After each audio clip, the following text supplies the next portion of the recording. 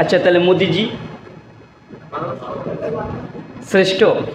যারা মুশরিক, যারা কাফের, যারা ফিলিস্তিনে মুসলিমদেরকে নির্যাতন করছে, তারা কি আল্লাহ শ্রেষ্ঠ সৃষ্টি, আশরাফুল মাখলুকাত? আসলে আমাদের মধ্যে এই ভ্রান্তিটা লুকিয়ে আছে, তার জন্য শুরুতেই আমি কথাটা ক্লিয়ার করতে চাই। আমরা অনেক ক্ষেত্রে বলি আশরাফুল মাখলুকাত হচ্ছে মানুষ।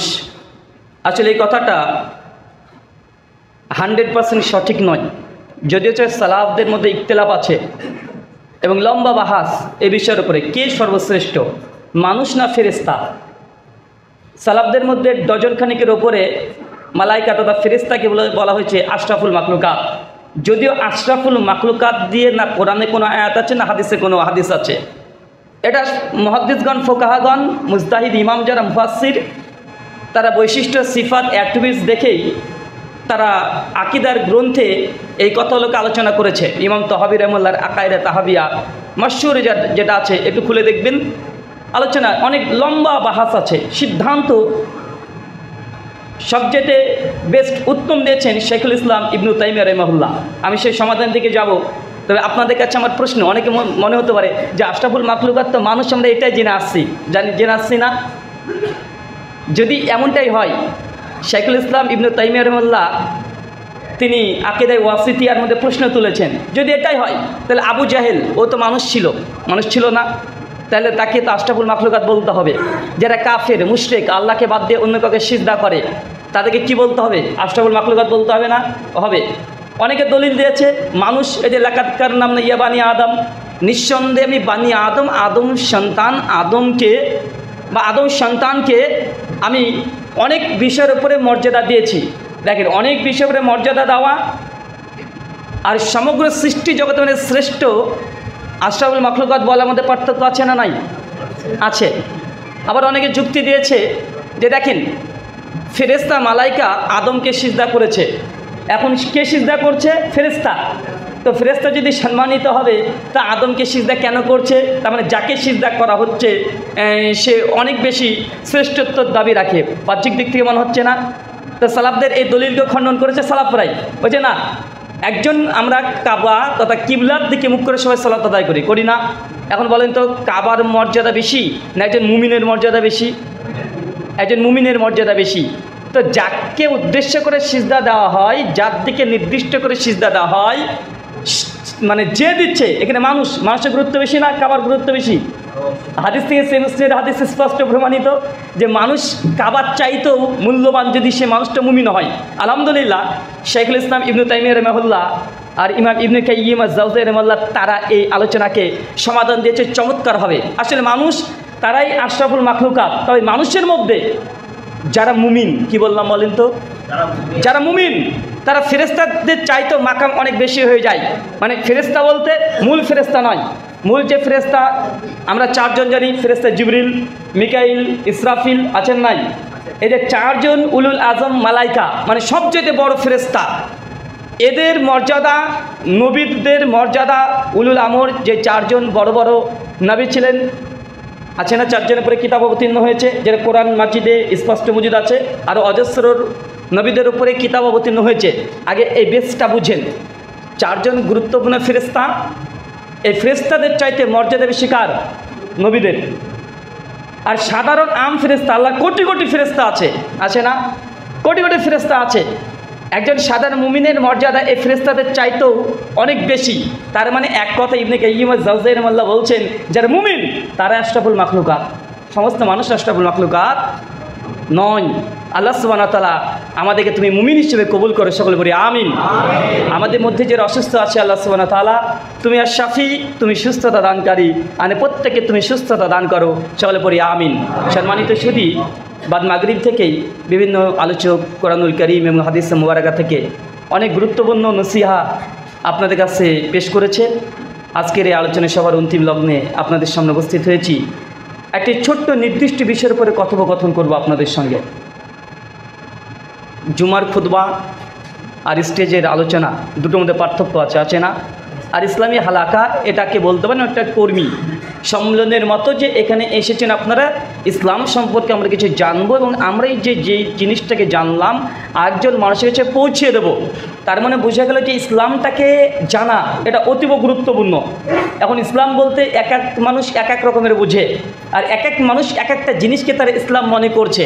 তবে বিশুদ্ধ ইসলাম যেটা আমরা দাবি করি যে মানহাজুস সালাফদের মানহাজ এবং ফাহামুস সালাফদের ফাহাম, সালাফরা কীভাবে বুঝেছে, যদি হচ্ছে মানহাজুস সালাফ, এ বিষয়ে পুরো একাধিক আলোচনা আহলে হাদিসদের তরফ থেকে আপনি শুনেছেন। আমি যে বিষয়ে আলোচনা করব ফাহামুস সালাফ। কী বললাম বলেন তো? ফাহামুস সালাফ। এটা আপনার কাছে শব্দটা নতুন মনে হতে পারে। ফাহাম মানে বুঝ। কি বললাম? ফাহাম মানে বুঝ। সালাফ মানে পূর্ববর্তীদের যে বুঝ। আজকে 1400 বছর পরে আমি আপনি যদি কোরআন মাজিদ বুঝতে যাই নিজের মতো করে, যদি সালাফদের বুঝ যদি আমরা গ্রহণ না করি, তাহলে কোরআন মাজিদের শুরুতেই একদম প্রথম সূরাতেই আপনি মুখ থুবড়ে পড়বেন। চলেন আমি দেখাই সালাফদের বুঝ কেন গুরুত্বপূর্ণ। কেন আজকে কোরআন মাজিদ খুলে একটা বাংলা কোরআন খুললাম, অত আপনি আরবি ভাষার উপরে পিএইচডি ডিগ্রি করেছেন, ভাষাবিদ হয়েও কোরআন মাজিদকে যদি আপনি নিজ বুঝতে চান, আপনি পথভ্রষ্ট 100% হবেন। আমরা তো বাঙালি, বাংলা কোরআন মাজিদ পড়েই যদি মনে করেন যে না আমি কোরআনকে মুকাম্মাল পরিপূর্ণ বুঝতে পারবো এবং আমি পড়েই আমল করতে চলে যাব, পূর্ববর্তী সালাফরা, আগেকার ওলামারা, শাইখ মাশাইখ, তারা কিভাবে কোরআনটিকে বুঝেছে, কীভাবে তাফসীর করেছে, আমার দরকার নেই, আমি আমার বুঝের উপরে চলবো, তাহলে আপনি পথভ্রষ্ট হবেন। এটা তো বাঙালি ক্ষেত্রে বললাম, শুধু বাঙালি নয়, একজন আরবিয়ান যে জন্মসূত্রে অ্যারাবিক ভাষা তার মাতৃভাষা, তারপরে ভাষা সাহিত্যের উপরে যদি পিএইচডি ডিগ্রি করে, সেও যদি কোরআন মাজিদকে নিজের আরবি ভাষা দিয়ে বুঝতে চায়, শুধু আরবি ভাষা দিয়ে, আর যদি কোনো ফাহাম, কোনো বুঝ যদি না নেয়, তাহলে সে পথভ্রষ্ট হবে। চলেন কয়েকটা মিসাল দিয়ে আপনাকে শুরু করি, তারপরে আমি আস্তে আস্তে ফাহামুস সালাফ কি প্রথম থেকে শেষ পর্যন্ত আপনাকে বোঝানোর চেষ্টা করব ইনশাআল্লাহ। দেখেন, আমরা যখন প্রত্যেক কোরআনের আয়াত পড়ি, 114টা সূরা আছে না, 113টা সূরাতে কি দিয়ে শুরু হয়েছে? বিসমিল্লাহির রহমানির রহিম আছে না? সেই সূরা তওবাতে নেই, সূরা তওবা চ্যাপ্টার 9 নম্বর সূরাতে নেই। তারপর সূরা নামালের 30 নম্বর আয়াতে সুলাইমানের খাতে আল্লাহকে ব্যবহার করে 114 বারই পূর্ণ করে দিয়েছে। এখন যদি কোরআন মাজিদ আরবি ভাষায় আপনি এখন বাংলা অনুবাদ করবেন, বিসমিল্লাহির রহমানির রহিম, এই যে শুরু করছেন, লিখছেন, এখন বলেন তো কোরআন মাজিদ কার কালাম? জোরে বলেন। আল্লাহর কালাম। কোনো সন্দেহ আছে? কোনো সন্দেহ নেই। এখন কোরআন মাজিদ যদি কালামুল্লাহ হয়, আল্লাহর কালাম হয়, আল্লাহর কথাই হয়, আর আল্লাহ এই কিতাবকে তিনি অবতীর্ণ করেছেন।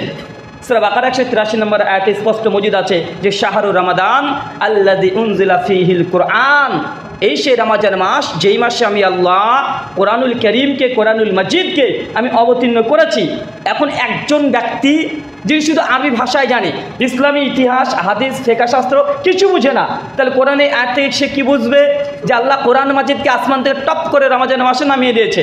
আসলে কি কোরআন মাজিদ গ্রন্থ আকারে দুনিয়াতে এসেছে? তাহলে এই অনুবাদ কীভাবে করবেন? আল্লাহ তো বলছেন আল কিতাব শাহরুর রমাদান আল্লাযী উনজিলা ফীহিল কুরআন, এই কোরআন মাজিদকে আমি কি করেছি? রমজান মাসে অবতীর্ণ করেছি এবং কিতাব আকারে অবতীর্ণ করেছি। একাধিক আয়াতে আছে। সূরা বাকারা খুলেন, প্রথমেই আলিফ লাম মিম যালিকাল কিতাব। আচ্ছা, যারা আরবি গ্রামার মোটামুটি বুঝেন, জালিকা এটা দিয়ে কি বোঝায়? জালিকা মানে ওই কিতাব যার মধ্যে কোনো সন্দেহ নেই। সূরা ফাতিহা প্রথমেই, বাকারা প্রথম আয়াত আপনি ব্যাখ্যা করতে পারবেন না আরবি গ্রামার দিয়ে। যদি আরবি গ্রামার দিয়ে যদি আপনি অনুবাদ করতে চান, তাহলে আরবি গ্রামারের ব্যতিক্রমধর্মী গ্রামার ব্যবহার করতে হবে, যেটা ট্র্যাডিশন, প্রচলিত, বহুল প্রচলিত, এই গ্রামারে আপনি টিকতে পারবেন না। কেন? জালিকাল কিতাব এর অনুবাদ যদি অ্যাকুরেট করেন, ওই কিতাব যার মধ্যে কোনো সন্দেহ নেই।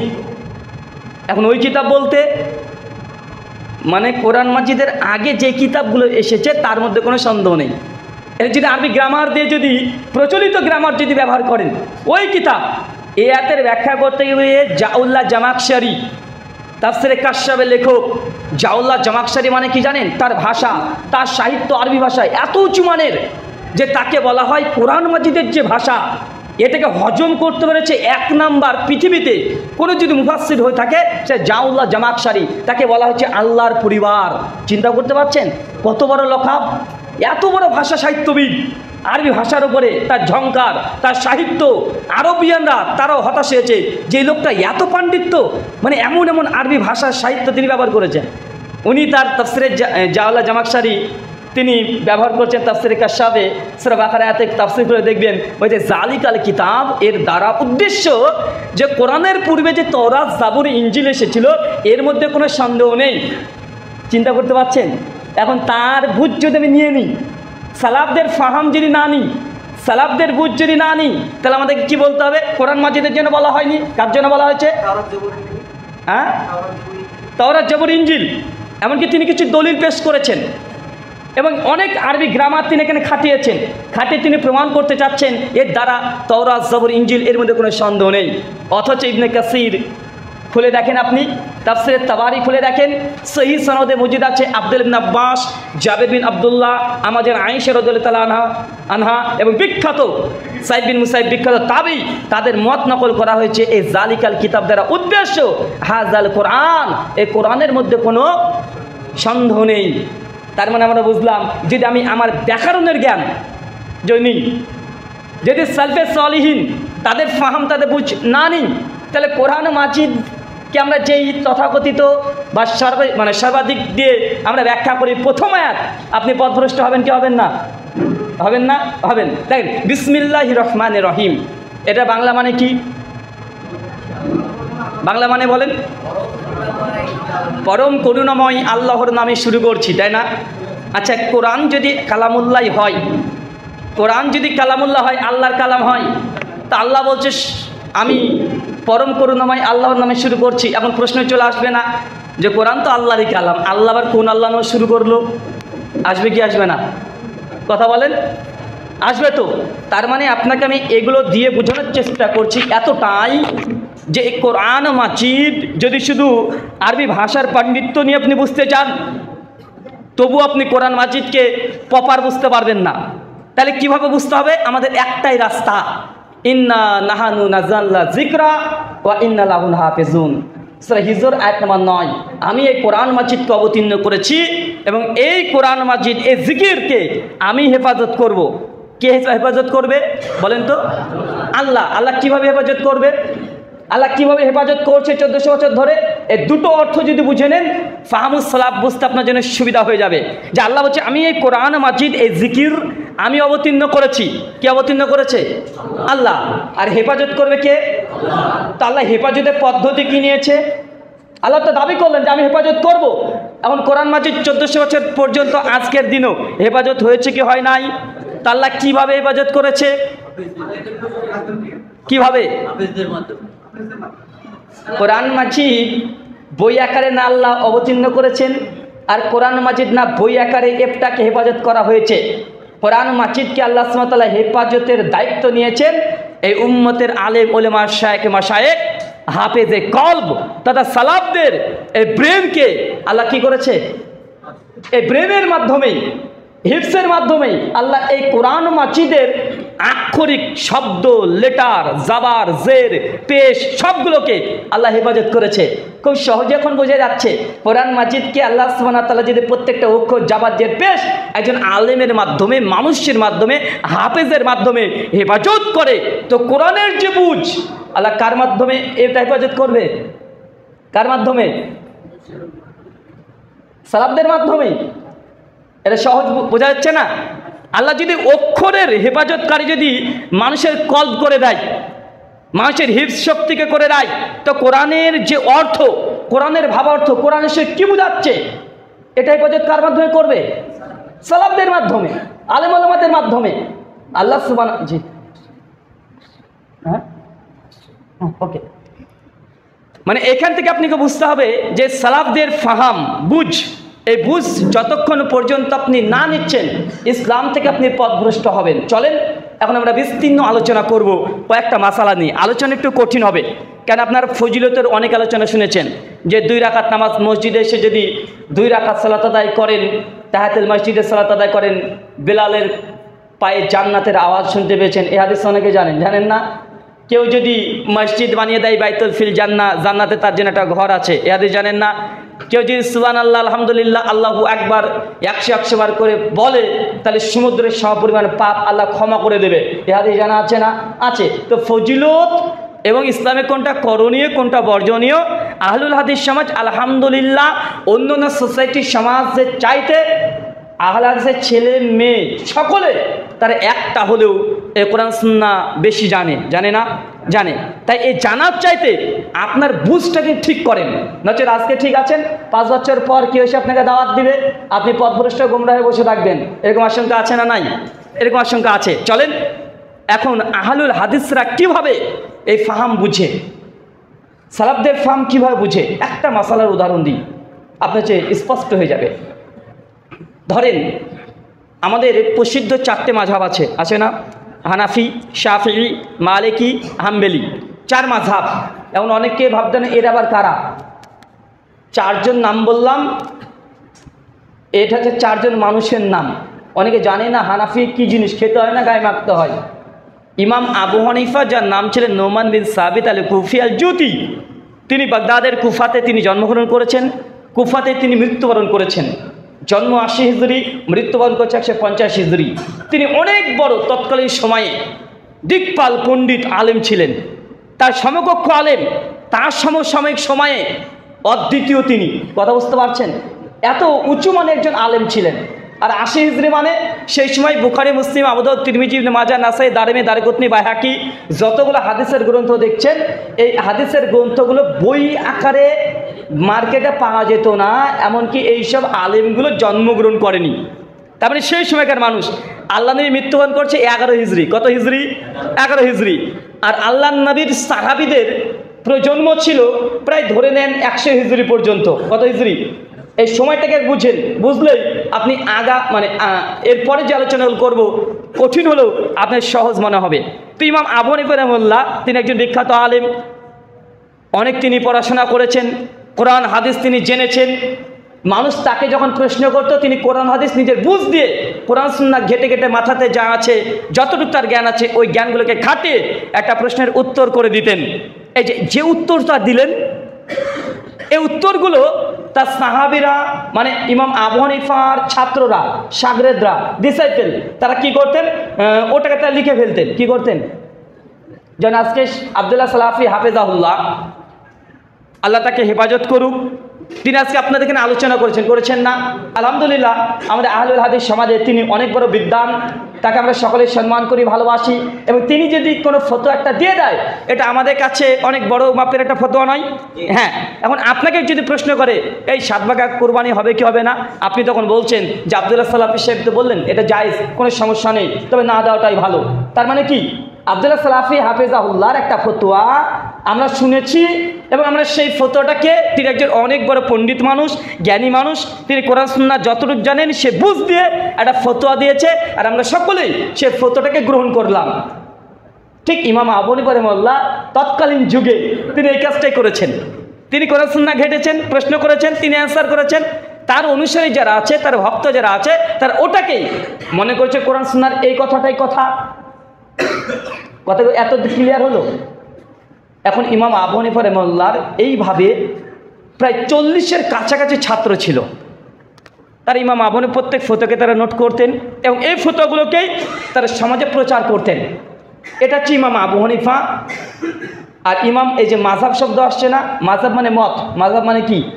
মানে হানাফি মাযহাব মানে ইমাম আবু হানিফা রাহিমাহুল্লাহর মত, তার অ্যান্সার, তার প্রশ্নের জবাব, তার ইজতিহাদ মানুষের যে প্রচার হয়ে গেল, যারা মানত তারা সেই সময়তে নিজেদেরকে মাযহাবী দাবি করেনি।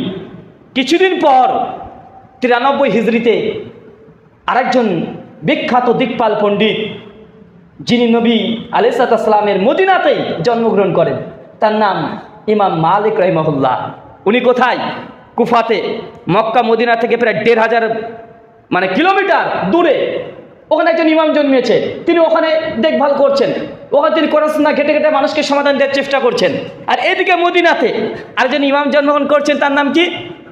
ইমাম মালিক রাহিমাহুল্লাহ 93 হিজরিতে। অনেকে ভাবতে পারেন যে 4 ইমাম মনে হয় এক টেবিলে বসে তারা যে কোনো মাসালার সমাধান দিয়েছে। জি না, অধিকাংশ ইমামের সঙ্গে ইমামের সাক্ষাতে প্রমাণিত নয়। উনি আছেন কোথায়? কুফাতে, আর ইনি জন্মগ্রহণ করছেন মদিনাতে। তিনি মদিনাতে জন্মগ্রহণ করেছেন, মদিনাতে পড়াশোনা করেছেন। তিনি একটা পর্যায়ে যখন পড়াশোনা শেষ করেন, সেই সময় তিনি এত বড় পণ্ডিত, এত বড় আলেম, মদিনাতে তার মতো আর কোনো আলেমই নাই। মানুষ তার কাছে এসে প্রশ্ন করতো যে প্রশ্নের উত্তর কি হবে, এটার উত্তর কি হবে। উনি তখন একটা উত্তর দিতে শুরু করলেন। তখন তার উত্তরকে যারা মানতে শুরু করলো, এটাকে বলে মালিকি মাযহাব, যারা পরবর্তী সময় তাদের মৃত্যুর প্রায় 200 বছর পর এই মাযহাবগুলো তৈরি হয়েছে। এতটুকু বুঝতে পারলেন? এইভাবে শাফি, এইভাবে হাম্বলি, আরও অনেক মাযহাব ছিল। ইমাম ইসহাক বিন রাহিয়ার মাযহাব ছিল, সুফিয়ান সাউরির মাযহাব ছিল, হাসান বসরির মাযহাব ছিল, মুহাম্মদ বিন সিরিনের মাযহাব ছিল, এইভাবে অনেক আছে। জায়রি মাযহাব ছিল, অজস্র কয়েকশো আলেমের ফতোয়া সেই সময়কার মানুষ মেনে চলতো। এত তো বুঝতে পারলেন? এবার সব জড়িয়ে যাচ্ছে না, জড়াচ্ছে না তো? মাশাআল্লাহ, আল্লাহ আপনাদের স্মৃতিশক্তি আরো বাড়িয়ে দিক, সকলে বলি আমিন। তো এটা হচ্ছে আপনাকে বললাম প্রায় 200 হিজরির ইতিহাস, ইলমি ইতিহাস। 200 হিজরি এইভাবে চলতে শুরু করলো। যখন 200 হিজরি পার হচ্ছে, সেই সময় জন্মগ্রহণ করছে ইমাম বুখারী রাহিমাহুল্লাহ। কে? ইমাম বুখারী। 194 জন্ম, 256 মৃত্যু। তার ছাত্র ইমাম তিরমিজি, 209 জন্ম, 279-তে মৃত্যু। ইমাম বুখারী আরেক ছাত্র ইমাম আবু দাউদ। এইভাবে তখন ছিল শুধু মুখস্থ শক্তির মাধ্যমে কোরআন হাদিস যতটুকু জানে ইমামরা ফতোয়া দিয়েছে। আর এই সময় ইমাম বুখারী, ইমাম মুসলিম, ইমাম আবু দাউদ, ইমাম তিরমিজি, ইমাম নাসাই, ইমাম দারেমি, ইমাম দারেকুতনি, ইমাম বাইহাকি, এরকম অজস্র তার মুহাদ্দিস তারা করলো কি যে না, এইভাবে শুধুমাত্র আমরা যতটুকু জ্ঞান জানি এটাকে ভিত্তিতেই আমরা ফতোয়া দেবো, এমনটা করা উচিত নয়। এবং আল্লাহ নবীর হাদিসগুলোকে সংরক্ষণ করা জরুরি হয়ে গেছে। কেন? নবীর হাদিসের নামে অনেকে ভুলভাল কথা প্রচার করছে। অনেকে নবীর এত বড় হাদিস তারা কেটে ছেটে ছোট্ট একটা টুকরা, একটা তুরুক তারা বলে দিচ্ছে, তো হাদিসের মধ্যে শব্দ ঢুকিয়ে দিচ্ছে। ইমাম বুখারী রাহিমাহুল্লাহ যুগের পর থেকে ব্যাপক হারে তারা মনে করলেন যে না, আল্লাহ নবীর হাদিসকেও সংরক্ষণ করা উচিত। তখন শুরু হয়ে গেল হাদিস সংরক্ষণের যুগ।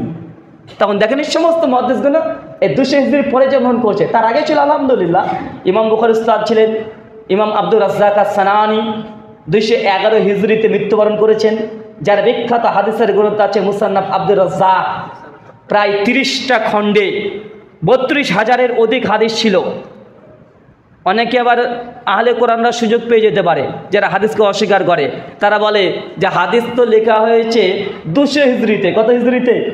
200 হিজরিতে। বলে না যে হাদিসকে অস্বীকার করতে চায়, এটা ডাহা মিথ্যা কথা।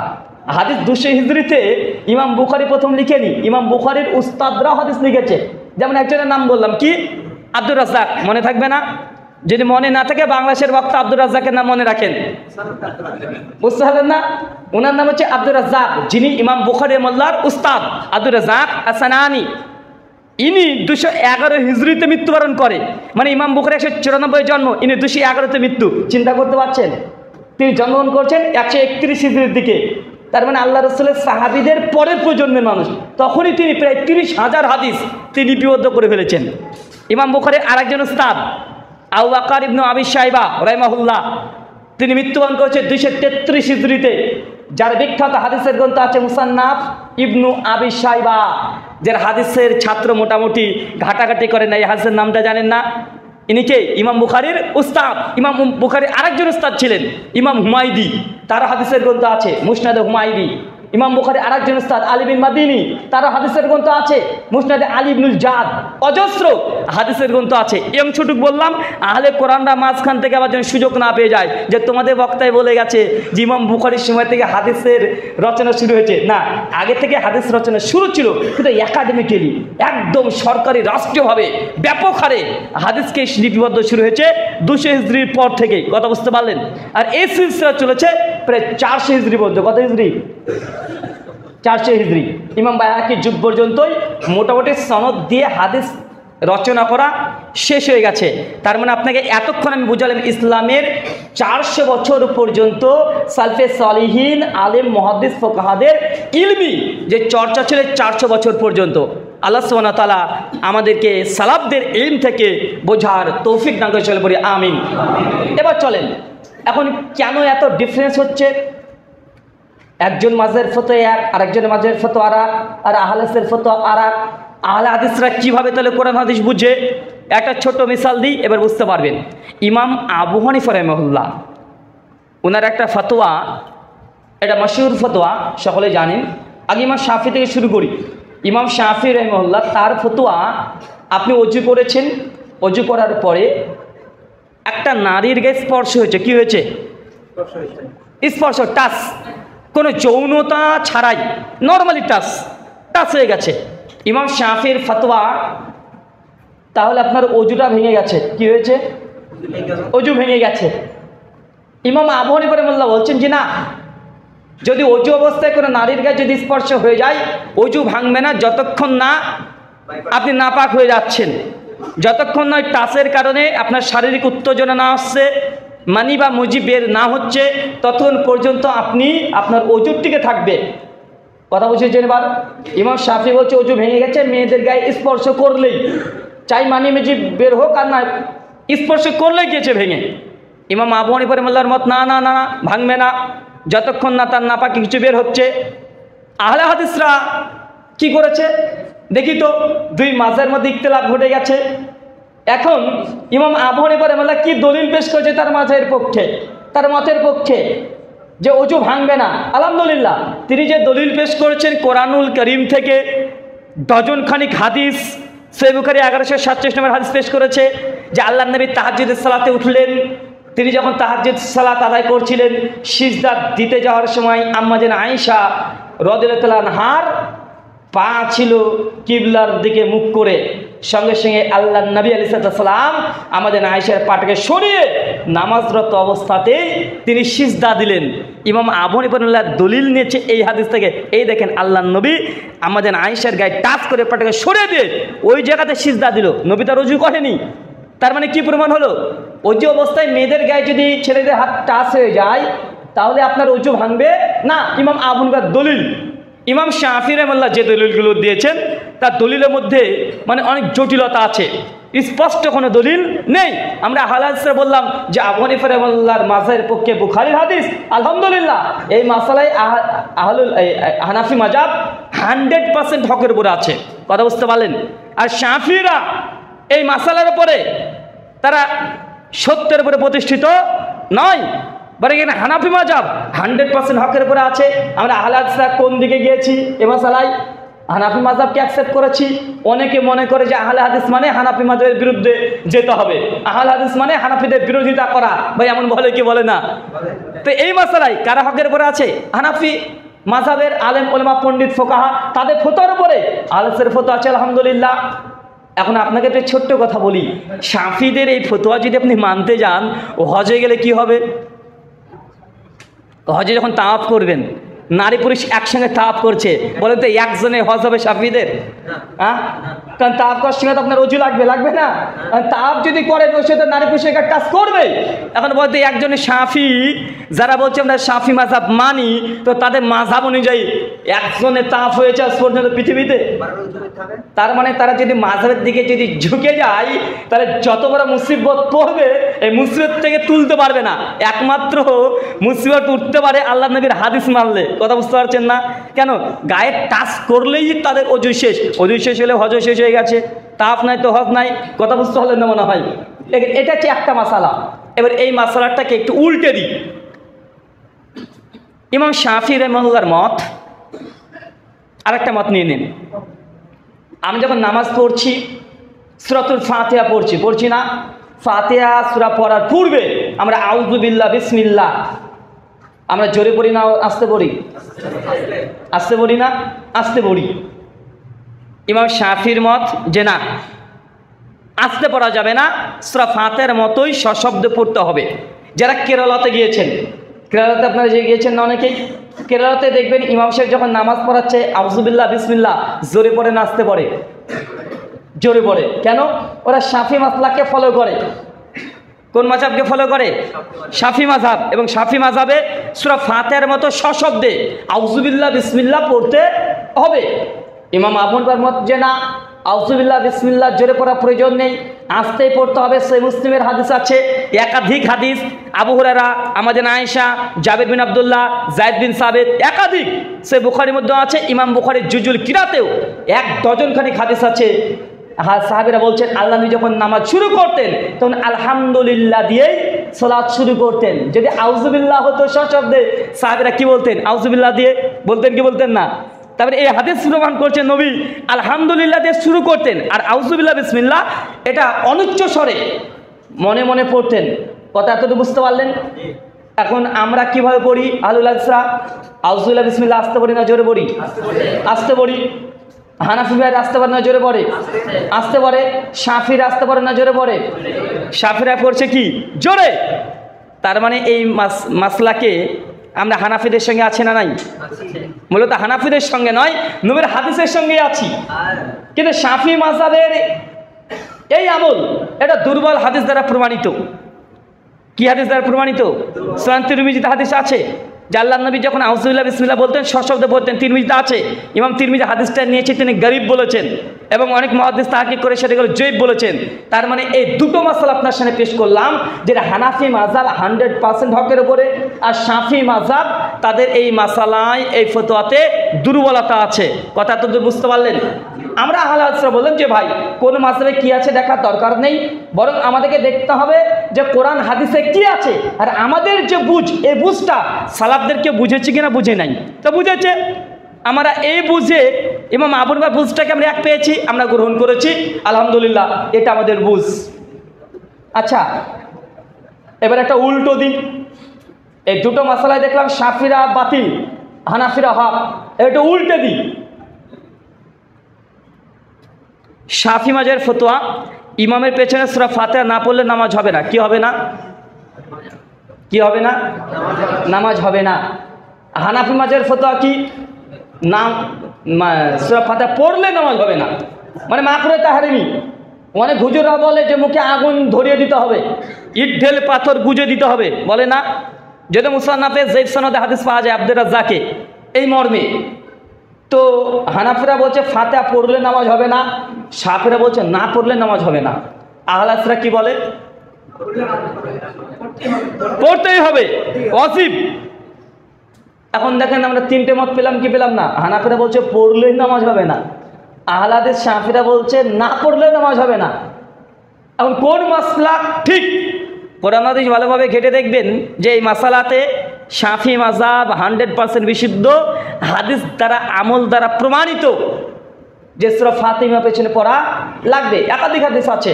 ইমাম বুখারী স্বতন্ত্র বই রচনা করেছে, জুজুল কিরা ফি সালাহ, প্রায় 211 খানা হাদিস তিনি নকল করেছেন। ইমাম বাইহাকি রাহিমাহুল্লাহ আল মুতাফা 458 হিজরি, তিনিও ইমামের পেছনে ফাতিহা পড়তে হবে এই মর্মে কিতাবুল কিরাত এই নামে তিনি একটা বই রচনা করেছেন সেই সময়।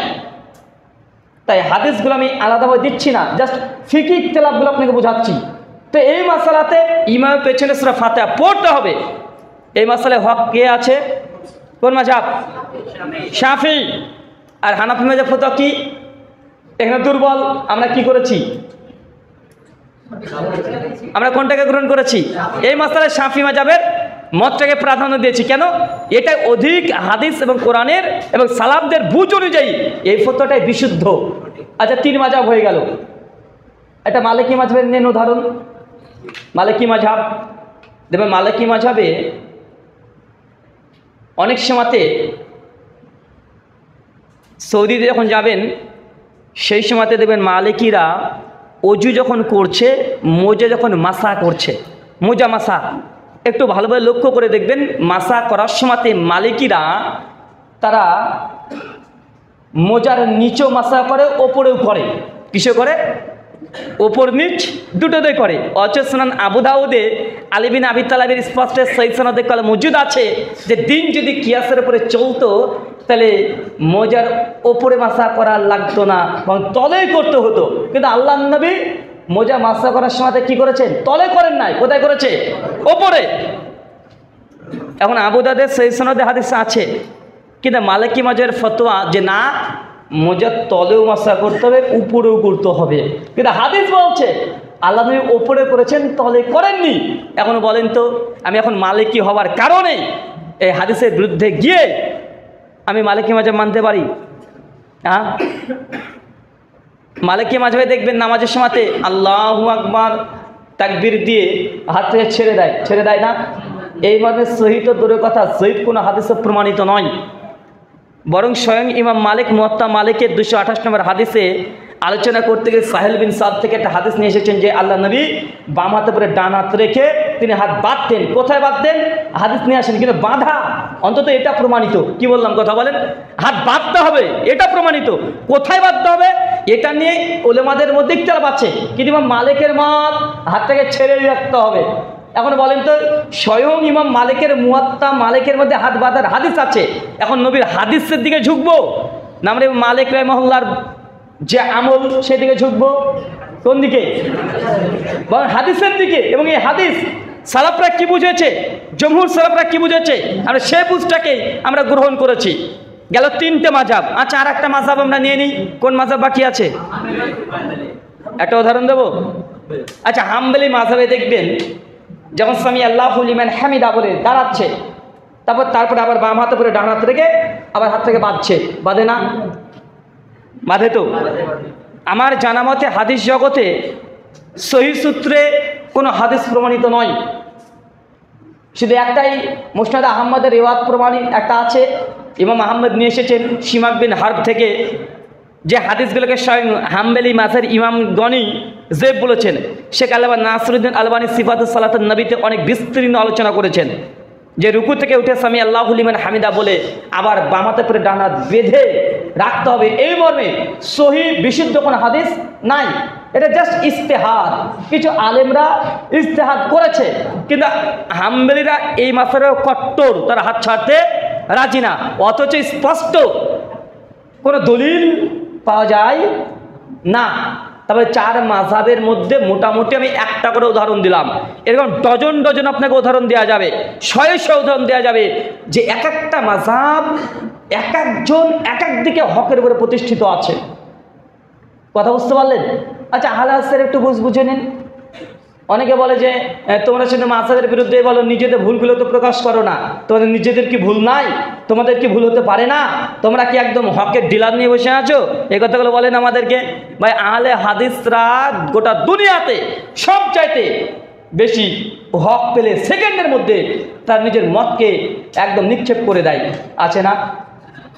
কত মিলাদ, কিয়াম, শওরাত, কত কি বাদ দিয়ে দিয়েছে। যত বাদ দিয়েছে, বাদ দেওয়ার কারণে আমাদেরকে নাপিত বলে, অনেকে বলে না যে আহলে সব কমাতে আছে। তো ভাই, কমিয়েছি কেন? তার আগে করতাম ঠিক, এখন কমাচ্ছি মানে? তোমাদের ওই মতটাকে আগে হক মনে করতাম বলেই আমরা করেছি, এখন বাদ দিচ্ছি, মানে বাদ দেওয়ার প্রবণতা আমাদের আছে। তোমরা বলছো বাদ দেয়া, আসলে বাদ নয়, যখন দলিল দ্বারা সাবিত হয় না তখন আমরা বাদ দিই। তুমি দলিল দিয়ে দাও, আমরা সঙ্গে সঙ্গে অ্যাকসেপ্ট করবো, করি কি করি না? একটা সময় দেখবেন আহলে হাদিস সমাজে এই কথা প্রচলিত ছিল মোটামুটি, যে কালেমা লা ইলাহা ইল্লাল্লাহ মুহাম্মাদুর রাসূলুল্লাহ একসঙ্গে বলা যাবে না। অনেক মসজিদ থেকে কালেমা যারা লেখা ছিল ভেঙে তুলেও দিয়েছিল না? হ্যাঁ, একসঙ্গে লা ইলাহা ইল্লাল্লাহ মুহাম্মাদুর রাসূলুল্লাহ বলা যাবে না, মাঝখানে ওয়ান না লাগাতে হবে বা এটা লাগাতে হবে, একটা প্রচার ছিল কি ছিল না? ছিল। কেন? আহলে হাদিসরা দলিল চেয়েছে, দলিল পায় নাই, আলহামদুলিল্লাহ পরবর্তী সময়ে সহিহ সনদ পাওয়া গিয়েছে যে লা ইলাহা ইল্লাল্লাহ মুহাম্মাদুর রাসূলুল্লাহ, এটার সহিহ হাদিস প্রমাণিত। আর এটা খুব প্রাচীন গ্রন্থ, যে গ্রন্থটা সেই সময়তে বুক আকারে অ্যাভেলেবেল ছিল না আমার জানা মতে, মানে আজ থেকে 50 বছর আগে ছিল না। ইমাম বাইহাকির রহিমাহুল্লাহ একটা কিতাব আসমা ও সিফাত, যেটা পাণ্ডুলিপি আকারে মিশরের এক লাইব্রেরি ছিল, মিশরের এক লাইব্রেরিতে। পরবর্তী সময়তে শেখ আলবানী রহিমাহুল্লাহ তার তদারকিতেই তিনি ওটাকে প্রথম তিনি তাহকিক করেন, তারপরে এখন মাকতাবায়ে শামলাতে অ্যাভেলেবেল হয়ে গেছে।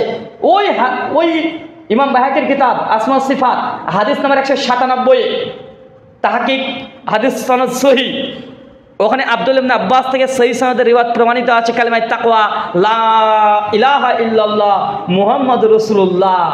যখন এই হাদিস পেয়ে গেছে আলহামদুলিল্লাহ, আহলে হাদিস উলামার সঙ্গে সঙ্গে মত পরিবর্তন করে নিয়েছে এবং তারা ঘোষণা করে দিয়েছে কালিমা লা ইলাহা ইল্লাল্লাহ মুহাম্মাদুর রাসূলুল্লাহ এটা বলা যাবে, বলে শিরক হবে না। 2011 সালে বাংলাদেশের তাহরিক পত্রিকা তারা ঘোষণা দিয়ে তাদের প্রশ্নোত্তর পর্ব 23 মার্চ মাসে তারা বলে দিয়েছে লা ইলাহা ইল্লাল্লাহ মুহাম্মাদুর রাসূলুল্লাহ এটা বলা জায়েজ, না জায়েজ কিছুই নয়। কথা বুঝতে পারলেন? তার মানে আহলে হাদিসদের কোনো ভুলের উপরে তারা প্রতিষ্ঠিত থাকে না।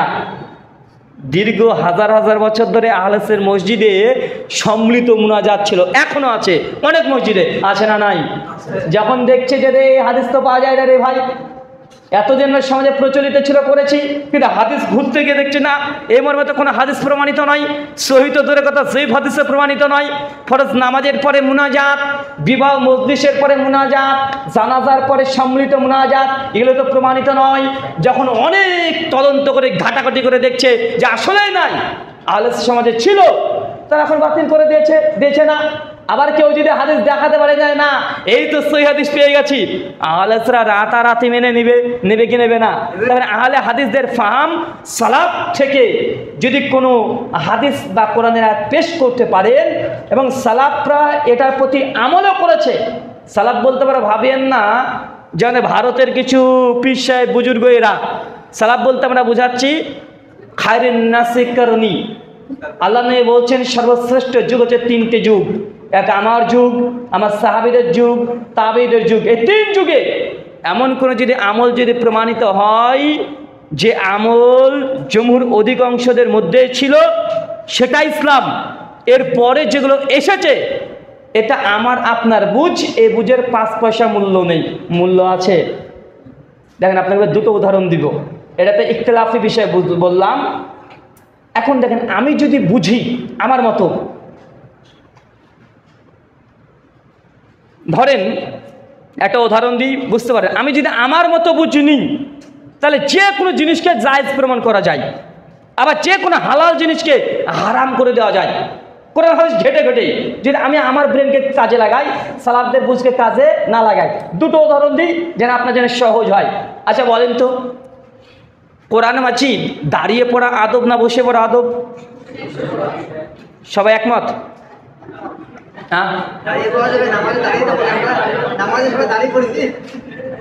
এখন আমি যদি যুক্তি খাটাই, আমার বুঝনি, ধরেন আমাদের সমাজে যারা সুন্নি আছে, গরম সুন্নি বোঝেন তো, ওই যে জিলেপি, হ্যাঁ, মানে যারা কবর মাজারটাকে মনে করে ধর্ম, নবীজি নূরের তৈরি না মাটির তৈরি, নবীজি হাজির নাজির ইলমে গায়েব, পীরের পায়ে চুমু দেওয়া, পীরের কবরে সিজদা দেওয়া, যারা 8-10টা মাসালাকে যারা ধর্ম মনে করে, আর তাদের বিরুদ্ধে যারা আছে তারা সকলে ওয়াহাবি, গায়ের মুকাল্লিদ, লামাজাবি, ইহুদি খ্রিস্টানের দালাল, মুখ দিয়ে একদম মানে বারুদ বের হয়, এরকম কিছু মানুষ আছে না?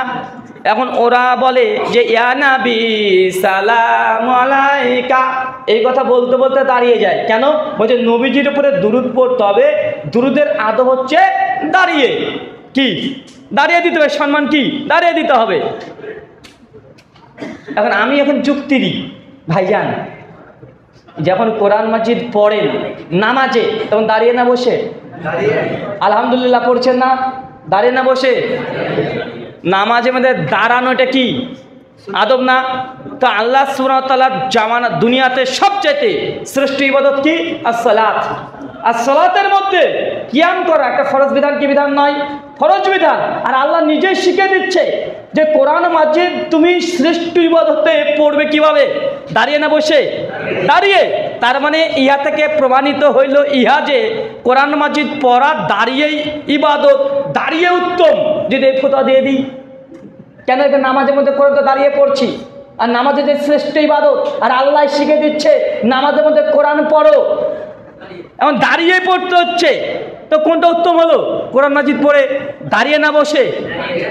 এখন যদি আমার বুঝ বুঝি আপনাদের কাঁধে চাপিয়ে দিই, এখন আমাকে খণ্ডন করেন, ভুল প্রমাণ করেন যে আমি যে দলিল দিয়েছি এদিকে আপনি একটু যে কোনোভাবে দুমড়ে মুচড়ে ভেঙে দেওয়ার চেষ্টা করেন, আপনার ক্ষমতা নাই।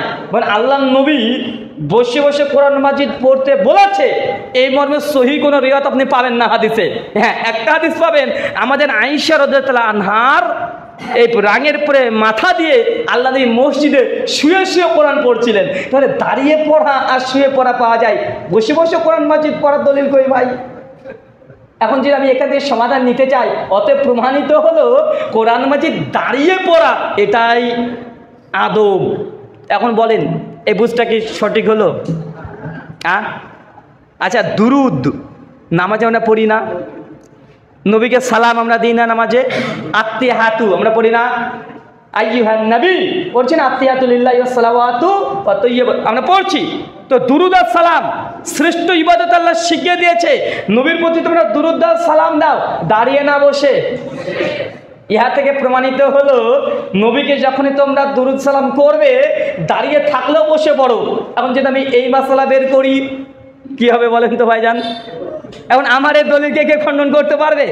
ও যদি করাত নিয়ে আসে তবুও কাটতে পারবে, কারণ নামাজের মধ্যে আল্লাহ সৃষ্টি মধ্যে শিখে দিয়েছে কোরআন পড়বে দাঁড়িয়ে, দুরূদ সালাম দিবে বসে। কারণ আমারটাকে আপনি খণ্ডন করে দেখান, খণ্ডন করতে আপনি পারবেন না।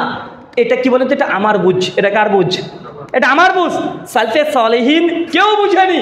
তা এই বুঝটা যত আপনার যে যৌক্তিক মনে হোক না কেন, যত লজিক্যালি মনে হোক না কেন, এই দলিলটা মারদুদ বাতিল। কেন? আল্লাহ নবী স্পষ্ট জানিয়ে দিয়েছে, খায়রিন নাসি কারনি সুম্মাল্লাযিনা ইয়ালুনাহুম সুম্মাল্লাযিনা ইয়ালুনাহুম, আমার যুগ শ্রেষ্ঠ যুগ।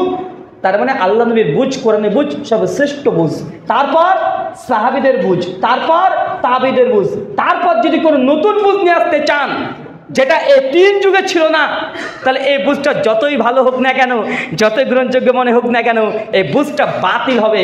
আল্লাহ সুবহানাহু ওয়া তাআলা আমাদের বোঝার তৌফিক দান করো, সকলে পড়ি আমিন। সম্মানিত শুধু ফাহামুস সালাত এই জন্যই গুরুত্বপূর্ণ, কেন আপনি নিজে থেকে কোরআন মাজিদে ব্যাখ্যা করতে পারবেন না। আপনি যদি ভাষা সাহিত্যর পণ্ডিত হয়ে যান তারপরেও আপনি কোরআন মাজিদকে ব্যাখ্যা করতে পারবেন না। এখানে হাফেজ কেউ আছেন? হ্যাঁ, একজন হাত তোলেন তো। এই এরা লজ্জা পাচ্ছে রে ভাই। আচ্ছা, মৌলানা আছে না মোটামুটি? হ্যাঁ, অনেকে আছে মাশাআল্লাহ। আচ্ছা, সূরা আল ইমরান খুলবেন, সূরা নম্বর 3 আয়াত নম্বর 55। আল্লাহ সুবহানাহু ওয়া তাআলা ঈসা নবীকে উল্লেখ করে বলছে, ইয়া ঈসা ইন্নী মুতাআফফিকা ওয়া রাফিকা। বাংলা অনুবাদ কি হবে?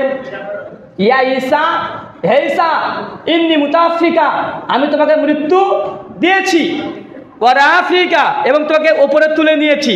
এবং কোরআনে স্পষ্ট আয়াত সূরা আলী ইমরানে 55 নম্বর আয়াত দ্বারা প্রমাণিত হচ্ছে ঈসা নবী তিনি মারা গেছেন, মারা যাওয়ার পরে আল্লাহ আকাশে তুলেছেন। ডাইরেক্ট অনুবাদ। কেউ যদি গ্রামার দিয়ে করতে চাই এটাই করতে হবে। করতে হবে কি হবে না? এটা করতে হবে না। তা আপনি যদি শুধু কোরআন মাজিদকে ভাষা দিয়ে অনুবাদ করতে চান, ভাষা দিয়ে বুঝতে চান, আপনি পারবেন না। এই জন্য দুটো জিনিস গুরুত্বপূর্ণ, ফাহমুস সালাফ। আর ফাহমটা কার নেবেন? কোরআন মাজিদ, প্রথমে হাদিস থেকে। ইসলাম হাদিস, নবী কি ব্যাখ্যা করেছে এটা গুরুত্বপূর্ণ। আপনি এমন এক কোরআন মাজিদ পেলেন যে নবীর কোনো বুঝ নেই, আপনি আপনার বুঝ বুঝছেন, আপনি পথভ্রষ্ট অবধারিত হবেন। আল্লাহ নবীর কাছ থেকে কোনো তাফসীর পাচ্ছেন না, কোনো ব্যাখ্যা পাচ্ছেন না, সাহাবীদের বুঝ নেন। সাহাবীদের বুঝ যখন পাচ্ছেন না তখন তাবিদের বুঝ নেন। 3 প্রজন্ম শেষ, যখন কোনো কারো বুঝই পাচ্ছেন না, কি বুঝেছে, তখন চলে আসবে ফোকাহা, মুহাদ্দিস, এদের ব্যাখ্যা। আল্লাহ সুবহানাহু ওয়া তাআলা আমাদেরকে এই উসুল, এই নীতিমালা, সালাফদের ফাহাম বোঝার তুমি তৌফিক দান করে, সকলে পড়ি আমিন। আল্লাহ সুবহানাহু ওয়া তাআলার কাছে দোয়া, আমরা যেন মৃত্যু পর্যন্ত সালাফদের ফাহাম নিয়েই, তাদের বুঝেই আমরা যেন আমল এবং ঈমান, আকীদা আমরা লালন করতে পারি। তুমি আমাদের সেই তৌফিক দান করো, সকলে পড়ি আমিন। আলোচনা শেষ করে দিই।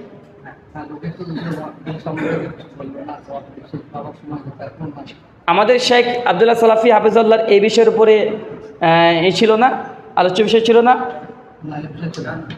বর্তমান পরিস্থিতি আমাকে তো তাই বললো। হ্যাঁ হ্যাঁ, বর্তমান পরিস্থিতি এই ওয়াকফ বিল আসেনি, আসেনি। এখন শোনেন, যুগ যত যাবে আল্লাহ নবীর হাদিস অনুযায়ী, আল্লাহ নবী বলছেন সে মুসলিমের কিতাব ফিতানে আসছে 1824 নম্বর হাদিস, যে অচিরে তোমাদের উপরে এমন এক যুগ আসছে, এমন একটা সময় আসছে, যে ব্যক্তিটা বসে আছে তার চাইতে ক্ষতিগ্রস্ত ওই ব্যক্তি যে দাঁড়িয়ে আছে, আর যে ব্যক্তি দাঁড়িয়ে আছে তার চাইতে ক্ষতিগ্রস্ত বেশি যে দাঁড়ানো অবস্থায় চলাচল করছে। তার মানে যুগ যত যাবে তত মুসলিমদের উপরে ফিতনা ফাসাদ এরা বাড়তে থাকবে। আল্লাহ নবী বলছে অচিরে তোমাদের উপরে এমন একটা যুগ আসবে যেই সময়তে মানুষ তাদের মূল সম্পত্তি হবে বকরি, ছাগল আর ভেড়া। মানে দিনের পরে টিকে থেকে এতটা মজবুত হবে, এত কঠিন কষ্টদায়ক হবে। আল্লাহ নবী তখন বলছেন যখন তোমাদের উপরে তরবারিদের আঘাত করতে আসবে তখন তোমরা আদমের 2 সন্তান হাবিল আর কাবিল তাদের মধ্যে দ্বিতীয় সন্তানের মতো হবে। মানে তুমি হত্যা করো না, তুমি হত্যা হয়ে যাও। মানে ফিতনা এত দিক থেকে ঘিরে চলে আসবে। সুনান আবু দাউদ কিতাবুল ফিতান হাদিস 4299। আল্লাহ নবী বলছেন সওবান রাদিয়াল্লাহু তাআলা থেকে হাদিসটা রিওয়ায়াত আছে সেই সনদে যে অচিরে আমার উম্মতের উপরে গোটা বিশ্বের বেধর্মীরা এমনভাবে ঝাঁপিয়ে পড়বে যেভাবে ক্ষুধার্ত একটা প্রাণী, বাঘ, সিংহ, ক্ষুধার্ত সিংহ, বাঘ খাবার দেখলে যেভাবে ঝাঁপিয়ে পড়ে সেইভাবে আমার উম্মতের উপরে ঝাঁপিয়ে পড়বে। চিন্তা করতে পারছেন? একটা সিংহ যদি 1 মাস 1.5 মাস না খেতে পায় আর যদি মাংসের একটা টুকরা পায় কীভাবে ঝাঁপিয়ে পড়বে ওটাকে কল্পনা করেন। নবী মিসাল দিয়ে বলছেন আমার এই উম্মতের ওপরেও বিজাতিরা মানে পৃথিবীর যত বেধর্মীরা আছে তারা আমার উম্মতের উপরে ঝাঁপিয়ে পড়বে ওইভাবেই যেইভাবে ক্ষুধার্ত বাঘ, ক্ষুধার্ত প্রাণী খাবার দেখলে ঝাঁপিয়ে পড়ে। সাহাবীরা বলছে ইয়া রাসূলুল্লাহ সেই সময় মুসলিমরা কি সংখ্যায় কম থাকবো? আল্লাহ বলছে না, মোটেও সেই সময় আমার উম্মত কম থাকবে না। সাহাবীরা ওয়া ইয়া রাসূলুল্লাহ সেই সময় যদি কম না থাকি তাহলে আমাদের ওপরে ঝাঁপিয়ে পড়বে গোটা বিশ্বের অমুসলিমরা, বিজাতিরা। আল্লাহ নবী বলছেন সেই সময় আমার অনুসারী উম্মাহ তার এত পরিমাণে হবে যে গুনতে পারবে না, কিন্তু তারা হবে স্রোতের আবর্জনার মতো। স্রোত যেদিকে যায় ওই দিকে তারা ভাসবে। তো উম্মত এখন কোন দিকে ভাসে? ওই উম্মতকে দেখলে বোঝা যায় যে এরা মুসলমান। রাস্তাতে চললে তো কাকে সালাম দেবো কাকে সালাম দেবো না বোঝারই উপায় নাই। ও মুসলমান না খ্রিস্টান তাই বোঝা যায় না। ওকে ফোন করছে, দেখছে কোনো একটা হিন্দু দাদা, মানে ওনার দোকানের দেখছে মালিক ফোন করছে, দাদা নমস্কার কেমন আছেন? ও যে নমস্কার দাদা কেমন আছেন বলেন, মানে ভ্রাতৃত্ব দেখাচ্ছে নমস্কার দিয়ে, আছে না কথা বলেন। তো এটা যে উম্মত আপনি বুঝবেন কীভাবে? ও দাড়ি মুছ বাদ দেন, মানে তাদের প্রত্যেক কৃষ্টি কালচার মুশরিকদের সঙ্গে মিলে গেছে কি যায় না? সহিহ বুখারী একাধিক হাদিস কিতাবে ফিতানগুলো পড়ে দেখবেন 3066 নম্বর হাদিসের পর থেকে ইমাম বুখারী পরপর হাদিসগুলো নকল করেছে যে আমার উম্মতের মধ্যে একটা পর্যায়ের সময় আসবে যে আমার উম্মত মূর্তি পূজারীদের মতো মূর্তি পূজাতেও তারা শামিল হয়ে যাবে। সুনান আবু দাউদ কিতাবুল ফিতান হাদিস 4597। আল্লাহ নবী বলছেন বনী ইসরাঈল যেমন বিভক্ত হয়েছে 72টি দলে, আমার উম্মত বিভক্ত হবে 73টি দলে। আর আমার উম্মতের মধ্যে এমন একটা জামাত থাকবে, একটা দল থাকবে যারা ইহুদি খ্রিস্টানকে এমনভাবে অনুকরণ করবে, যদি ইহুদি খ্রিস্টান নিজের মায়ের সঙ্গে জেনা করাকে জায়েজ মনে করে তারাও সেই কাজকেই তারা নৈতিকই মনে করবে। ইহুদি খ্রিস্টান যদি বাম পায়ের জুতো ডান পায়ে পড়ে তারাও আমার উম্মত বাম পায়ের জুতোকে ডান পায়ে পড়বে। এখন আমার উম্মত আছে না এমন কথা বলেন? এই উম্মতকে চেনা যায়? এরা মুসলমান না খ্রিস্টান? এরা ইহুদি না নাস্তিক? মুসলমানের সন্তান আজকে কোনো চিহ্নতি পাওয়া যাচ্ছে না। তখন বলেন তো কীভাবে এই করবেন? আল্লাহ নবী তার জন্য বলছেন যে আমার উম্মত সেই সময় মোটেই সংখ্যায় কম থাকবে না। আজকে মুসলমান সংখ্যায় কম নাকি রে ভাই? 180 কোটি। কত কোটি? 180 কোটি। 2018-তে বার্মা মায়ানমার রোহিঙ্গা মুসলিমদের উপরে নির্যাতন করেছে, মুসলিমদের উপরে হত্যাযজ্ঞ চালিয়েছে। অং সান সু চি একটা মেয়ে মানুষ মায়ানমারের রোহিঙ্গা মুসলিমদের উপরে আক্রমণ করেছে না? রক্ত আর রক্ত সেই সময়তেও, যদিও সোশ্যাল মিডিয়ায় এত তখন আপনারা ব্যবহার করতেন না, কিন্তু আমরা খুব ভালোভাবে আমাদের মনে পড়ে, মানে রক্ত আর রক্ত চতুর্দিকে। সব রোহিঙ্গা মুসলিমরা কোথায়? কিছু বাংলাদেশে চলে যাচ্ছে, কিছু পাকিস্তান, কিছু সৌদি আরব, কিছু ইন্ডিয়া, সব জায়গায় তারা প্রাণের ভয়ে পালিয়ে গেছে। মুসলমান 180 কোটি যারা সংখ্যায়, কারা হত্যা করেছে? কোন ধর্মের? বৌদ্ধ। ওদের সংখ্যা কত? 10 কোটিও না গোটা বিশ্বে, 10 কোটিও না। চীনে কিছু আছে, আর বার্মা মায়ানমারে কিছুটা অংশে আছে, ওরা নেপালে কিছুটা আছে, মাত্র 10 কোটি। মানে ছাগল হাতে গিয়ে গোতা দিচ্ছে।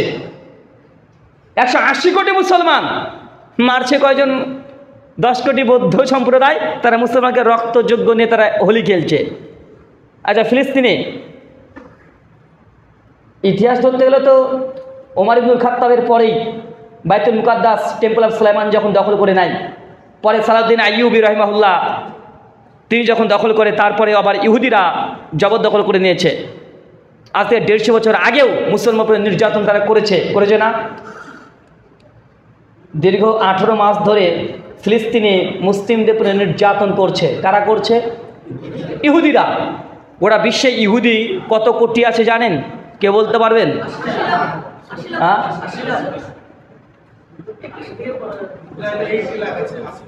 ইসরায়েলে আছে 80 লাখ। গোটা বিশ্বে ইহুদি কত আছে? জুস 1,50,00,000। মানে গোটা বিশ্বে ইহুদিদের পরিসংখ্যান মাত্র 1.5 কোটি। 1.5 কোটি মানে বুঝেন, মানে আমাদের কলকাতা শহরে, মানে আমাদের মুর্শিদাবাদের যতগুলো মানুষ আছে, মুর্শিদাবাদ, গোটা মুর্শিদাবাদ মিলে যত মানুষ আছে, গোটা বিশ্বে ইহুদির সংখ্যা এতটা। কোথায় 180 কোটি মুসলিম, আর কোথায় 1.5 কোটি ইহুদির বাচ্চা। তারা 18 মাস ধরে মুসলিমদের নির্যাতন করছে। আল্লাহ নবী বলছেন, উম্মত তবে সংখ্যায় অনেক, গণনা করা যাবে না, তারা হবে ওই যে স্রোতের আবর্জনার মতো। মানে আমরা হচ্ছে আবর্জনা। আল্লাহ নবী জানিয়ে দিয়েছেন কেন মুসলিম জাতির উপরে নির্যাতন হবে। 2টো কারণ বলেছে। 1, আমার উম্মাত হুব্বুদ দুনিয়া, দুনিয়ার প্রেমে হাবুডুবু খাবে। দেখেন আপনি দুনিয়ার প্রেমে হাবুডুবু খাচ্ছেন না? দুনিয়া সব কিছুতে। আপনার সম্পত্তি আছে, 5 বিঘা জমি আছে। এখন যদি বলা হয় যে ভাই, আল্লাহ নবীর হাদিস, কেউ যদি একটা আল্লাহর মসজিদ নির্মাণ করে দেয়, বাইতুল ফিল জান্নাতে ঘর পাবে। আপনাকে যদি বলি ভাইজান, আল্লাহর ঘর মসজিদের জন্য অন্তত 1 বিঘা জমি দিয়ে দেন, 1 বিঘা দিয়ে দেন, আপনাকে বলে, আপনি যদি বয়স্ক চাচা 70 বছর পার হয়ে গেছে, ওকেও যদি বলেন ভাই চাচা মরে গেলে আপনার ছেলে দেখছেন একটা নামাজি নয়, সব বেনামাজি, ওয়ারিশ হিসেবে তারা পেয়ে যাবে। ইসলাম বলেছে জীবিত থাকা অবস্থায় বাবা তার সম্পত্তির 4 ভাগে 3 ভাগ পর্যন্ত আপনি দান সাদকা জায়েজ ছাতাই করতে পারেন। অতএব আপনি আপনার জান্নাতকে কনফার্ম করার জন্য আল্লাহর ঘরে একটা মসজিদের জায়গা দিয়ে দেন, 1 বিঘা জমি দিয়ে দেন, আপনার তো 10 বিঘা আছে, কোনো সমস্যা নাই, দিয়ে দেন। দেখবেন মরবে অবস্থা, তারপরও এমনভাবে চোখ বাঁকা করে আপনাকে তাড়বে, বলে আমার জমি খেতে এসছে দেখ। বলবে কি বলবে না? কথা বলেন। মসজিদের ছাদ ঢালাই 6 লাখ টাকা লাগবে। আপনার বাড়িতে গেলে আপনি বলেন গত বছরই তো দিলাম গো, আবার চলে এসেছেন, আচ্ছা নেন। মানে বাঁকা করে চোখে নিয়ে 100 টাকা হাতে দিয়ে ভাবছে না ও মেলাকে দিয়ে ফেলেছে। এমন আছে না? নাই। কিন্তু মসজিদের ছাদ তৈরি করতে 6 লাখ টাকা লাগবে, এমন আছে না? আল্লাহ নিয়ে বলছে দুনিয়া, আমার উম্মাত দুনিয়া নিয়ে মেতে উঠবে। দেখেন দুনিয়া নেমে হচ্ছে। নিজের বাড়িটার দরজা ঠিক তৈরি করেছে, দরজা এমন সদর দরজা করতে হবে যেন গ্রামে একটাও না থাকে, এমন ডিজাইন নিয়ে আসতে হবে। একদম গুগল, ফেসবুক, ইউটিউব ঘেটে সব শেষ করে দিয়েছে, ডিজাইনই পছন্দ হয় না। এমন আছে না? কিন্তু মসজিদের দরজা, আরে এত ভালো দরকার কী রে ভাই, মসজিদে নামাজ পড়তে যাবে, এত ভালো কি দরকার? দরজা না দিলে সমস্যা নেই, আল্লাহর ঘর আল্লাহ পাহারা দেবে। আছে না ভাইজান? আল্লাহর ঘর আল্লাহ পাহারা দেবে। কিন্তু নিজের বাড়ির দরজা কমপক্ষে 2 লক্ষ টাকা খরচ না করলে হয় না, 1.5-2 লক্ষ টাকা খাট কিনতে হবে। এমন আছে না? নাই। আর ইমাম সাহেবের ঘর হবে কোথায়? সিঁড়ির তলে করে দে। ইমাম সাহেব হুজুর মানুষ, আবার কি অত দুনিয়াদারি তা করলে হবে? সিঁড়ির তলে ইমাম সাহেবের জায়গা আছে না ভাইজান? তার মানে আল্লাহ নবীর যে কথা যে মুসলিম উম্মার উপরে বিপর্যয় নেমে আসবে, 2টো কারণ। 1, হুব্বুদ দুনিয়া, দুনিয়ার প্রেম এত আচ্ছন্ন হয়ে থাকবে। বেটা, এই যে আমাদের তরুণ যুবকরা আছে, বিয়ে করবে, নামাজ পড়ে ভালো, ছেলেটা নামাজ পড়ে ফজরের জামাতেও আসে, কিন্তু বিয়ের সময়তে দেখবে না দিনদারিত্ব বেড়ে যায়। যদি শোনে যে কোরআনের হাফেজ মেয়েটা, কোরআনের হাফেজ, আর তার মেধা এত ভালো যে বুলবুল মারামকে মাত্র 6 মাসে মুখস্থ করে ফেলেছে, আলহামদুলিল্লাহ। ছেলেটা বিয়ে করতে যাবে, মেয়েটাকে দেখতে গিয়েছে, যার পরে দেখছে যে আলহামদুলিল্লাহ তার তো প্রশংসায় পঞ্চমুখ, শিক্ষকরা প্রশংসা করছে, গ্রামবাসী প্রশংসা করছে যে মেয়েটা অনেক পরেশগার। সে 14 বছর বয়স থেকে তাহাজ্জুদের নামাজ পড়ে, কোরআন মাজিদ প্রত্যেক নামাজের 2-3 বার করে খতম দিয়ে দেয়, বুলবুল মারাম মুখস্থ হয়ে গেছে, আর রিয়াদুস সালেহিনের 50% মুখস্থ করে ফেলেছে। এত মেয়েটা পরেশগার। কিন্তু যুবক, তুমি গিয়েছো দেখার পরে দেখছো মেয়েটা একটু চামড়াটা কালো, নাকটা একটু বাঁকা, মানে মোটেও দর্শনধারী না। আপনি মাথাটাকে নিচু করে চলে আসলেন, আলহামদুলিল্লাহ। জিজ্ঞাসা করছে যে ভাই তাহলে পছন্দ হয়েছে, ইনশাল্লাহ আপনাকে বাড়িতে গিয়ে আব্বা মার সঙ্গে একটু আলোচনা করি, একটু পারিবারিক বিষয়ে একটু মিটিং করি, দিয়ে আপনাকে ফোন করে ইনশাল্লাহ আগামীকাল জানিয়ে দেবো। ওই যে আগামীকাল ইনশাল্লাহ, আর ফোন ব্যাক হয়নি। আছে না নাই কথা বলেন? এ হচ্ছে তোমার দিনদারিতা, এটা হচ্ছে তোমার দিনদারিতা। তুমি বলছে যে না নামাজি মেয়ে ছাড়া বিয়ে করব না, আবার নামাজি হলেই হবে না শুধু তোমাকে ক্যাটরিনা কাইফের মতো একদম চমৎকার, মানে একদম চিকনা, মানে যা যা লাগে সব কিছু লাগবে, মানে তোমার হুরের আর দরকার নাই, দুনিয়াতে তোমার হুর লাগবে, এমন আছে না ভাইজান? তো আপনি বিয়েটা করবেন তাও আল্লাহর সন্তুষ্টির জন্য না। বিয়েটা করছেন কেন? যে বিয়ে করব একটাই বউ হবে, আমি মোটর সাইকেলে নিয়ে ঘুরবো তো লোকে বলবে যে ছেড়া পেয়েছে রে একটা, একদম জবর পেয়েছে, মানে এটা শোনার জন্যই অধিকাংশ যুবকরা বিয়েটা, এটা লোক দেখানো, লৌকিকতা। আছে না নাই কথা বলেন? সব জায়গাতে, কোন জায়গাতে নেই? মানে আপনি যাই করেন আগে মানুষকে দেখাতে হবে। কুরবানি করবেন, মাংস যদি কম হয়ে যায় মানুষে কি বলবে, রে বাবা আমার দুই ছেলে চাকরি করে, যদি একটা ভাগা নিই তাহলে খারাপ দেখায়, তো কি করবি, মানুষ খারাপ বলবে, তো আর একটা ভাগা এক্সট্রা নিয়ে নে, মানে মানুষ কি বলবে, মানে এটা থেকে বাঁচার জন্য ও আর একটা ভাগা নিচ্ছে, এমন আছে না নাই? আপনি যেই দিকে যাবেন, আল্লাহ নবী মূল কনসেন্ট্রেট ওই দিকে দিয়েছে, উম্মত ধ্বংসে, উম্মত মার খাবে, নির্যাতিত হবে, মূল কারণ হুব্বুদ দুনিয়া, উম্মত দুনিয়া নিয়ে মেতে থাকবে, মেতে আছে, কিছু করার নাই। যদি বাঁচতে চান দুনিয়াকে ভুলে যান। সালাফদের আর জুহুদ, এর উপরে অনেকগুলো বই পত্র লেখা আছে। ইমাম আহমদ বিন হাম্বলের কিতাব জুহুদ 3 খণ্ডে বই আছে, বইগুলো পড়েন যে সালাফরা কিভাবে ইসলামটাকে গ্রহণ করেছে, ইসলামটাকে পালন করেছে, ওইভাবে ইসলামের উপরে যে দাঁড়িয়ে থাকতে পারেন ইনশাআল্লাহ, বাতিল যত বড় হোক না কেন, মুসলমান যদি সঙ্গে কমও থাকে তারপরে বিজয় সুনিশ্চিত। বদরের 1000 কাফের আর 313 জন সাহাবী বিজয় লাভ করেছে, কি করে নাই? করেছে না? উহুদের যুদ্ধে মুসলমান সৈনিক ছিল বেশি, তারা একটু অহংকার বোধ করেছে, আরে বদরে তো আমরা 313 জন আর কাফের ছিল 1000, তাই আমাদের সঙ্গে পারেনি। আর উহুদে আমরা তো কাফেরদের চাইতে সৈন্য বেশি, এবার কাফেররা আসুক, একদম সাইজ করে ছেড়ে দেবো। মানে সাহাবীদের জজবা এমন ছিল।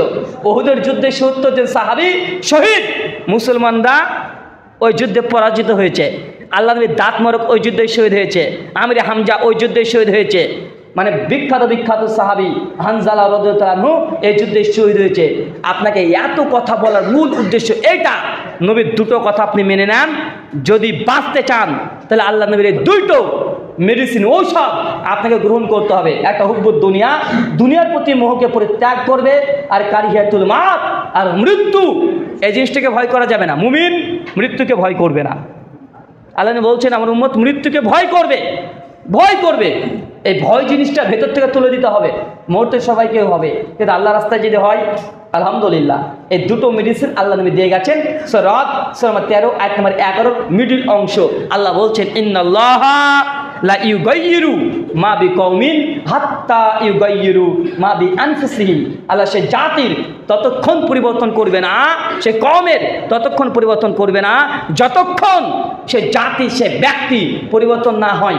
বাঁচতে চান নিজে পরিবর্তন হন। আল্লাহ জানিয়ে দিয়েছে, এই 3টে প্রেসক্রিপশন দিয়ে গেলাম, 3টে আল্লাহ এবং আল্লাহ নবীর পক্ষ থেকে বাঁচার জন্য ঔষধ, ইনজেকশন, যাই বলেন না কেন মেডিসিন আল্লাহ দিয়ে দিয়েছেন। বাঁচতে চান আর নিজে পরিবর্তন হন, নিজে পরিবর্তন না হলে আল্লাহ আপনাকে পরিবর্তন করবে না।